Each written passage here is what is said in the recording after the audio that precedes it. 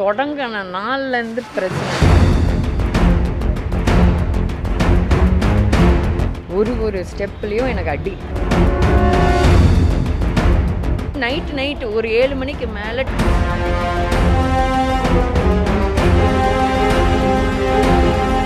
அவன் வந்து தண்ணியை போட்டு நைட்டு 12 மணிக்கு 1 மணிக்கு 2 மணிக்கு ஃபோன் அடிச்சு ஒரே ஒரு வாட்டி வாயை திறந்து என்னை ஒருத்தன் தொட்டுட்டான்னு சொல்லி போலீஸ் ஸ்டேஷனில் போய் நின்று 10 வருஷம் 12 வருஷம் ஒரு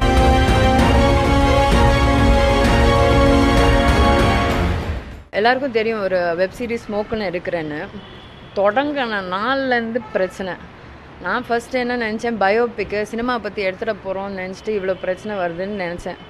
ஆனால் இது அதுக்கு மேலே இருக்குது போல இருக்குது. என்ன பிரச்சனைன்னு உண்மையாக சொல்லணுன்னா எனக்கு உண்மையாகவே தெரியாது.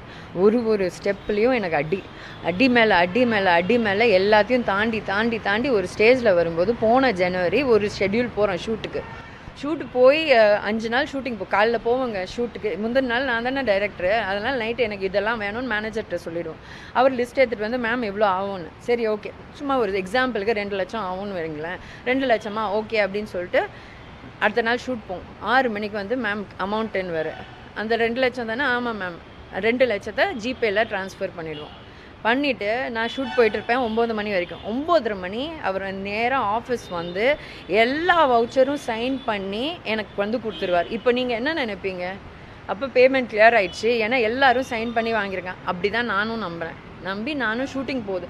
6ஆவது நாளோ 5ஆவது நாளோ ஒரே ஒரு டெக்னீஷியன், எல்லோரும் தெரிஞ்ச ஆளுங்க தானே, ஒரு டெக்னீஷியன் வந்து டைரெக்டாக என்கிட்ட கேட்குறாரு, மேடம் இன்றைக்கி அமௌண்ட் கொஞ்சம் கிடைக்குமா அப்படின்னு. நான் சொன்னேன், ஏன் நான் இப்படி கேட்குறீங்க, நேற்று வாங்கலையா, இன்றைக்கி வாங்கிக்கோங்க, ஏன் விட்டீங்க அப்படின்னு. இல்லைம்மா 5 நாளாக வரல. என்ன நான் சொல்கிறீங்க, டெய்லி கொடுத்துட்ருக்கேன். இல்லை மேமுக்கு கொஞ்சம் டைட்டு, மேமுக்கு கொஞ்சம் கஷ்டம்னு சொல்லி எங்கள்கிட்ட சிக்னேச்சர் மட்டும் வாங்கிட்டு போனார், ஆனால் காசு கொடுக்கலன்னு. நான் கேட்ட ஒரே ஒரு கேள்வி, எல்லாம் ஓகேண்ணா, மேமுக்காக தான் நீங்கள் சைன் போட்டிங்க, எதுக்கு நான் சைன் போடுறீங்க?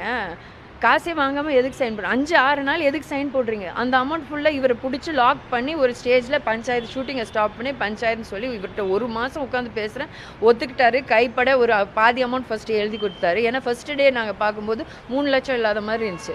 சரி, நான் அந்த 3 லட்சத்துக்கு வேண்டிய விஷயத்தை நீ என் பொறுப்பு, நான் எடுத்ததை இந்த 3 லட்சத்தை தவிர 2 ஹார்ட் டிஸ்கையும் வாங்கி கொடுத்துட்றேன், சாரி மன்னிச்சிடுங்கன்னு. சரி ஓகேன்னு நம்பியாச்சு. அதனால் விட்டோம்.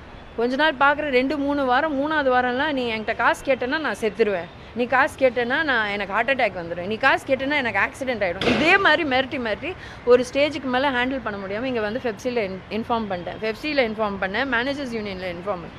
அவங்களும் உடனே கூப்பிட்டு பஞ்சாயத்தெல்லாம் பண்ணாங்க. ஆனால் ஒரு ஸ்டேஜுக்கு மேலே ஆமாம்மா அவன் ஏமாற்றிட்டான், ஆனால் நீ ஷூட்டிங் போக முடியாது, ஏன்னா அவனால் தர முடியாதான், நீ திருப்பி பே பண்ணிவிடு, இது நியாயமே இல்லைன்னு சொல்லிட்டு நான் இதுக்கு மேலே உங்கள்கிட்ட பேசுறதே வேஸ்ட்டுன்னு சொல்லிட்டு நான் போய் ஒன்று என் வேலையை ஸ்டார்ட் பண்ணி மூவ் பண்ண தொடங்கினேன். வெளி ஆளுங்களை வச்சு நான் பேலன்ஸ் ஷூட் பண்ணி முடிச்சிட்டேன்.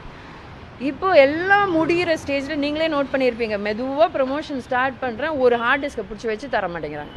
அந்த ஆர்டிஸ்ட் இந்த கேப்பில் என்ன பண்ணிட்டாங்க, டெக்னீஷியன்ஸ்க்கு எல்லாம் பே பண்ணாமல் இருக்கும்போது நைட்டு ஒரு 7 மணிக்கு மேலே டெக்னீஷியன்ஸை வீட்டுக்கு அனுப்புறது. அவன் வந்து தண்ணியை போட்டு கத்துறது. என்னன்னு கேட்டால் அதுக்கப்புறம் ஃபோன் பண்ணி பாலகோபி ப்ரொடியூசர்ஸ்க்கு என்னது மேனேஜர்ஸ் யூனியனுடைய பிரசிடென்ட் ஃபோன் பண்ணி, என்ன சார் இப்படி பண்ணுறாரு உங்கள் ஆள் அப்படின்னு சொன்னால், ஆமாம் சும்மா எனக்கு ஃபோன் பண்ணாத, நீ தான் தில்லான ஆளாச்சே, நீ எப்போ பார்த்தாலும் போலீஸ் ஸ்டேஷனில் தானே போவேன், உனக்கு தைரியம் தான் அங்கே போ, நீ அங்கே போனாலும் உனக்கு வேலை நடக்காது, இங்கே தான் நீ வரணும் அப்படின்னு சொல்லி அதை விட்டார். நான் ஒரே ஒரு வார்னிங், இன்னொரு வாட்டி என்கிட்ட கற்றுனீங்கன்னா நானும் கற்றுவேன், தயவுசெய்து ஃபோனை வைங்கன்னு சொல்லி வச்சாச்சு. சரி, நான் இதெல்லாமே ரிலீஸ் ஆன பிறகு பார்த்துக்கலாம், ஏன்னா நான் இங்கே ஓடிடிக்கு பதில் சொல்லணும், இது என்னுடைய எப்படி எல்லாமே இந்த சொந்தம் அப்படின்லாம் கிடையாது, ஒருத்தருக்கு பதில் சொல்லணும். ஸோ அந்த விஷயத்தை முடிச்சுட்டு அதுக்கப்புறம் ஹேண்டில் பண்ணிக்கலாம்னு நினச்சிட்டு இருக்கிற காசெல்லாம் போட்டு முடிச்சேன். இப்போ அந்த ஹார்ட் டிஸ்கை பிடிச்சி வச்சுட்டு தர மாட்டேங்கிறேன். கேட்டதுக்கு அது எந்த குப்பத்தட்டியில் இருக்குதுன்னு தெரியாதுன்றாங்க. அதுக்கப்புறம் 10 வருஷம் முன்னாடி எடுத்துருப்பீங்களா அப்படின்றது. அதுக்கப்புறம் அந்த ஹார்ட் டிஸ்க் வச்சுருக்கிறவன் நைட் மிச்சம் ஒரு 4-5 பேர் எல்லாம் ஃபோன் ரெக்கார்ட்ஸ் இல்லை, ஃபோன் அடித்த நம்பர்ஸ் இருக்குது. நைட்டு 12 மணிக்கு 1 மணிக்கு 2 மணிக்கு ஃபோன் அடித்து நக்கலாக பேசுகிறது, கேட்டால் என்னென்னமோ பேசுகிறது, சொல்ல விரும்பலை, அவ்வளோதான். ஓகேங்களா? அதெல்லாம் பண்ணிவிட்டு இப்போ கடைசியில் இதையும் பிடிச்சி வச்சுக்கிட்டு நான் எப்படி ரிலீஸ் பண்ணுறது? இப்போ எனக்கு உண்மையாக சொல்லணுங்க, ஒரே ஒரு வாட்டி வாயை திறந்து என்னை ஒருத்தன் தொட்டுட்டான்னு சொல்லி போலீஸ் ஸ்டேஷனில் போய் நின்று 10 வருஷம் 12 வருஷம் ஒரு தமிழ் படம் பண்ண முடியல, உட்காந்துருக்கேன்.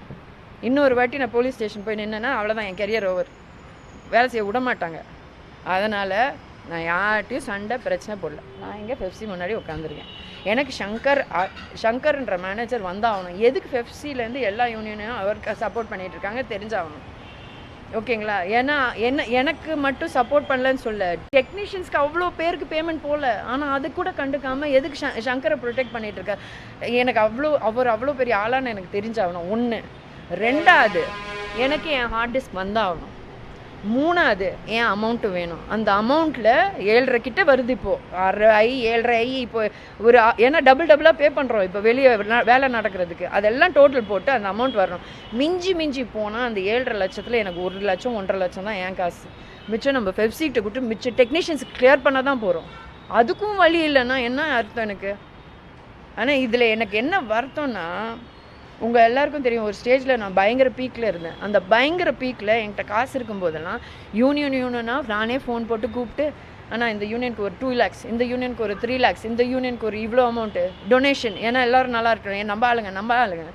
ஆனால் நம்ம ஆளுங்க தான் என்னை அசிங்கப்படுத்திட்டு இருக்காங்க. இப்போ ஒரு ஹார்ட் டிஸ்க்கு நான் ஏதாவது தப்பு பண்ணியிருந்தா எனக்கு சொல்லுங்கள், நான் மன்னிப்பு கேட்டுக்கிறேன். ஆனால் என் வேலை நடக்கணும். ஃபஸ்ட்டு ஒருத்தர் ஷானுன்ற ஒரு ஆள்கிட்ட இருந்தது. என்ன ஆயிருக்கு, நாங்கள் பே பண்ண அமௌண்ட்டுனால மேனேஜர் அவர்கிட்ட போய் ஹார்ட் டிஸ்க்கை கொடுத்துட்டு, திங்க் மேம் தரல, நீ ஹார்ட் டிஸ்க்கை வச்சுக்கோ, ஹார்ட் டிஸ்க்கை வச்சுக்கிட்டா அவங்க என்ன பண்ணாலும் உங்கள்கிட்ட காசு கொடுத்து தானே வாங்க முடியும். யார் வீட்டு ஹார்ட் டிஸ்க்கை அவர் தூக்கி கொடுக்குறாருன்னு எனக்கு தெரியல. ஓகேங்களா? அது ஒரு விஷயம். அந்த ஆள் இப்போ என்னென்னா, நான் ஃபாலோ பண்ணி ஒரு வாரம் முன்னாடி தான் சொல்கிறாரு, கோபால்னு ஒருத்தர்கிட்ட கொடுத்துருக்கேன். யாரா அந்த கோபால்னு கேட்டால் கோபால் யாருன்னு தெரில. அந்த கோபாலுக்கு அடித்தா அவர் திமிரா பேசுகிறாரு. அதுக்கப்புறம் திருப்பி இவனுக்கு ஃபோன் பண்ணி, நீ இப்போ வரலன்னு நான் செத்துருவேன் அப்படின்னு சொல்லி நான் ஃபோன் பண்ணேன்னா, என்னால் ஒன்றும் பண்ண முடியல. லைட்மேன் யூனியன் வந்து என்னை மிரட்டினாங்க. நான் பயந்துட்டு யார் எந்த நாய் என்னை 10 பேருக்கு நம்பர் கொடுத்து நைட் எனக்கு ஃபோன் பண்ணுற நாய் பயந்து போய் லைட்மேன் யூனியன் கொடுத்துறா. ஸோ அந்த லைட்மேன் யூனியனில் இருக்கிற ஆள் தான் பேர் கோபால்னு அவர் சொல்கிறாரு, எனக்கு தெரியாது. ஸோ நான் யார்கிட்ட போனால் எங்கே போனால் சண்டை ஷூட்டிங்னா அதுக்கு ஃபஸ்ட்டு அந்த பிரச்சனை நடந்ததில் 6 மாதம் உட்கார வச்சுட்டாங்க ஷூட்டிங் போகாமல். கடைசியில் நான் யார்கிட்டையும் சொல்லாமல் திருட்டுத்தனமாக வெளியாளுங்களை வச்சு ஷூட் பண்ணி முடித்தேன். என்ன பண்ணுறது?